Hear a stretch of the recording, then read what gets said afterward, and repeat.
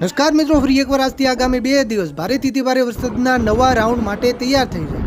મિત્રો, બંગાળની ખાડી બાદ હવે આપણો અરબી સમુદ્ર પણ સક્રિય થઈ ગયો છે, જેના કારણે આગામી 5 થી 6 દિવસ ફરી એકવાર મેઘરાજા ગાજવીજ સાથે ગુજરાતને ગમરોળવાના છે. તોફાની વરસાદની આગાહી કરાઈ છે. મિત્રો, આજનો આ વિડીયો ખૂબ જ ઉપયોગી બનશે, પૂરો જોતા રહેજો. આજના વિડીયોમાં તમને માહિતી આપીશું કે આગામી 2 દિવસ કયા વિસ્તારોમાં ભારેથી અતિ ભારે વરસાદની મોટી આગાહી કરાઈ છે તેની વાત કરી છે. પણ તે પહેલા આ વિડીયોને લાઈક કરવાનું ભૂલતા નહીં. આવી જ રીતે આખું ચોમાસું વરસાદના સમાચાર સૌથી પહેલા જોવા માટે આપણી આ ચેનલને ખાસ સબસ્ક્રાઇબ કરવાનું પણ ભૂલતા નહીં. તો મિત્રો, ખાસ સમજો મિત્રો, પહેલાં આપણે મધ્યપૂર્વ ગુજરાતના વિસ્તારોથી શરૂઆત કરીએ. મિત્રો, મધ્યપૂર્વ ગુજરાતના કેટલાક વિસ્તારોમાં મોડી રાતથી જ મેઘરાજા તોફાની બેટિંગ કરી રહ્યા છે.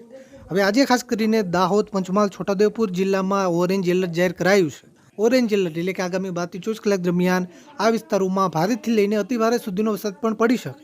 મધ્યપૂર્વ ગુજરાતના જે બાકીના વિસ્તારો છે ત્યાં પણ ધોધમાર વરસાદી માહોલ જોવા મળશે, જેમાં અમદાવાદ જિલ્લાના વિસ્તારો હોય, આણંદ હોય, ખેડા હોય, વડોદરા અને મહીસાગર જિલ્લામાં યલો એલર્ટ છે.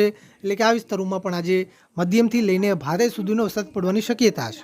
મિત્રો, ઉત્તર ગુજરાતના વિસ્તારોની વાત કરીએ તો આજે ઉત્તર ગુજરાતના પણ કેટલાક વિસ્તારોમાં મેઘરાજાનું આગમન થઈ શકે. મેઘરાજા તોફાની બેટિંગ કરી શકે, જેમાં ખાસ કરીને સાબરકાંઠા, બનાસકાંઠા, મહેસાણા, ગાંધીનગર અને અરવલ્લી જિલ્લામાં જે યલો એલર્ટ જાહેર કરાયું છે. એટલે કે આ વિસ્તારોમાં આજે મધ્યમથી લઈને ભારે સુધીનો વરસાદ પડવાની શક્યતા છે. પાટણ જિલ્લામાં હળવાથી મધ્યમ વરસાદની આગાહી કરાઈ છે. મિત્રો, દક્ષિણ ગુજરાતના વિસ્તારોની વાત કરીએ તો દક્ષિણ ગુજરાતમાં જે રેડ એલર્ટ જાહેર કરાયું છે, ખાસ કરીને નર્મદા અને તાપી જિલ્લામાં રેડ એલર્ટ છે. એટલે કે આ વિસ્તારોમાં આજે અતિ ભારે વરસાદ પડવાની શક્યતા છે. ભરૂચ, સુરતમાં ઓરેન્જ એલર્ટ, ડાંગ, નવસારી અને વલસાડ જિલ્લામાં પણ ઓરેન્જ એલર્ટ જાહેર કરાયું છે. એટલે કે આ વિસ્તારોમાં પણ આજે મધ્યમથી ભારે વરસાદ, કોઈ એવા ટૂંકા વિસ્તારો હોય ત્યાં ભારેથી લઈને અતિ ભારે સુધીનો વરસાદ પણ પડી શકે. મિત્રો, હવે સૌરાષ્ટ્ર વિસ્તારોની વાત કરીએ તો સૌરાષ્ટ્રમાં આજે ખાસ કરીને સુરેન્દ્રનગર, અમરેલી, બોટાદ, ભાવનગર અને ગીર સોમનાથ જિલ્લામાં યલો એલર્ટ જાહેર કરાયું છે.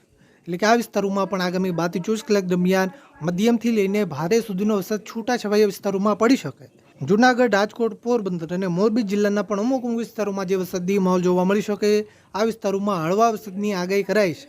એકલ દોકલ કોઈ એવા ટૂંકા વિસ્તારો હોય, ખાસ કરીને જૂનાગઢ અને રાજકોટ જિલ્લાના એકલ દોકલ ટૂંકા વિસ્તારોમાં મધ્યમ સુધીનો વરસાદ પણ પડી શકે.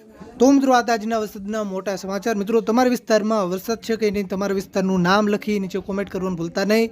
આ વિડીયોને તમારા બધા જ ગ્રુપમાં શેર કરજો, જેથી બધા ખેડૂત મિત્રો સુધી માહિતી પહોંચે.